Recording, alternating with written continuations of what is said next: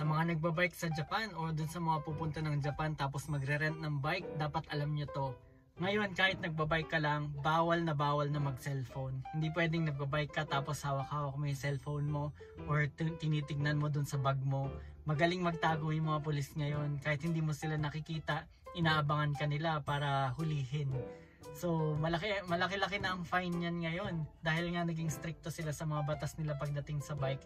Dahil sa dami na rin ng aksidente. Kailangan mo talaga mag-ingat dahil once na mahuli ka nila na nagsa-cellphone or kahit nakatingin ka lang dun sa cellphone mo, naka-open sa basket mo habang nagbabike, ang penalty niyan ay tumataginting na 10 lapad. Or sa atin sa peso, siguro mga kalahati, mga 50,000 pesos. So malaki-laki, di ba? Actually, malaki talaga siya. So kailangan magaling ka magtago or better yet, dapat wag na tayo mag-cellphone dahil yun naman talaga yung tama at yun yung safe. So ngayon nagbabike ka, 'di ba? Nag-cellphone ka. Hindi ka nga nahuli. Kaya lang dun sa pagbabike mo, na-aksidente ka ngayon, nakabangga ka or nabangga ka dahil nagbabike ka, hindi ka aware. Ngayon, kapag napatunayan doon na kasalanan mo dahil sa pagse-cellphone mo, ay nako, malaki-laki yun. Dahil ang babayaran mo ay tumataginting na 300,000 yen or 30 lapad. O sa peso, kalahati, mga 150,000 pesos. So malaki-laki talaga siya. Kaya medyo masakit sa bulsa. Ngayon, hindi lang yun. Magbabayad ka ng 150,000 pesos at depende pa yun dun sa kung gaano ka severe yung nangyari na aksidente, ay pwede ka makulong up to 1 year. So, di ba? Bayad ka na, kulong ka pa. Mahirap. Kaya mag-ingat-ingat na lang tayo or huwag na talaga tayong gumamit. Ngayon naman, hindi ka nga nagsa-cellphone. So, nag-bike ka lang pa uwi. Ang kaso, galing ka sa party. So, doon sa party ay uminom ka. Ngayon, bawal na po yan.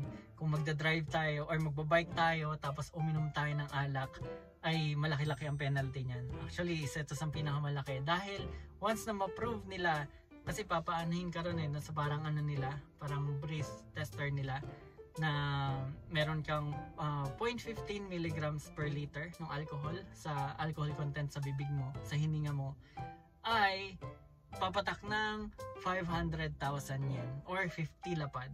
Kalahati nun, mga 250,000 pesos. At hindi lang yun, after magbayad 250,000 pesos, pwede ka makulong ng 3 years. Up to 3 years. So mahaba-haba, di ba? Nakakatakot. So, siguro yung pagsa-cellphone, nahuli ka, okay lang. Pero yung nahuli ka na lasing, naku, grabe. Pero hindi doon nagtatapos kasi halimbawa, doon sa party mo na pinuntahan, syempre nakainom ka lang, di ba? May host doon. Kung sino man yun, halimbawa may birthday, di ba? Ngayon yung birthday host na nagpainom sa'yo, ay pwede rin madawit doon sa nangyari. Halimbawa, nahuli ka na lasing, tapos yung kaibigan mo nagpainom sa'yo, pinainom mo lang na alak, ay pwede rin maparusahan. No, hindi naman sinabi doon sa article kung ano yung parusa doon sa sa mga nagpainom. Pero syempre kasali na rin yun. Kaya kung alam natin yung mga kaibigan natin na pupunta sa halimbawa birthday natin at magbabike lang sila, wag na natin silang painumin. Itrato natin sila as drivers din. Kagaya ng magdadrive ka pala ng sasakyan, huwag natin painumin para hindi rin tayo maparusahan. Bukod pa dun sa nagpainom, meron pang isa. Halimbawa naman yung irresponsibleng biker na kaibigan mo ay nanghiram lang ng bike sa'yo. Bike mo pala talaga yon. Tapos nahuli siya na uminom or naka-aksidente. Kung sino yung may-ari ng bike na nagpahiram, ay madadawit din, mapaparusahan din. Although hindi sinabi kung ano ang parusa dun sa nagpahiram ng bike or dun sa may-ari ng bike, pero kasama siya dun sa punishment. So mahirap magpahiram ng bike at mahirap magpainom.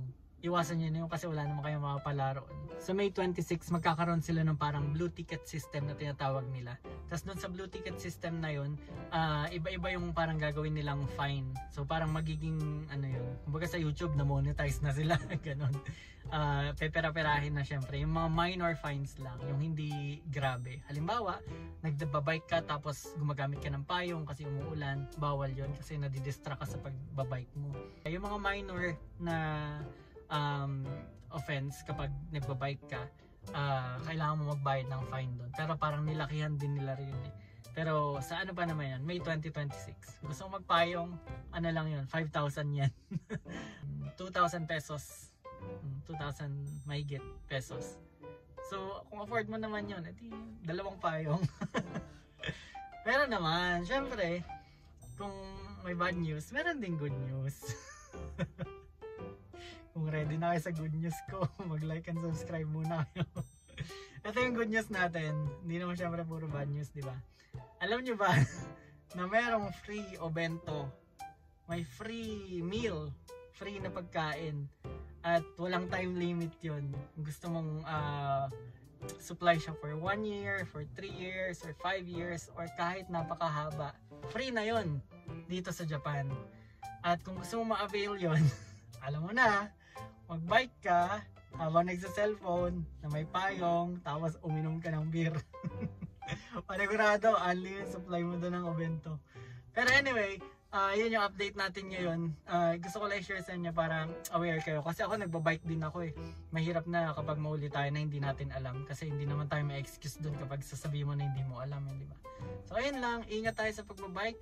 At yun lang. Bye!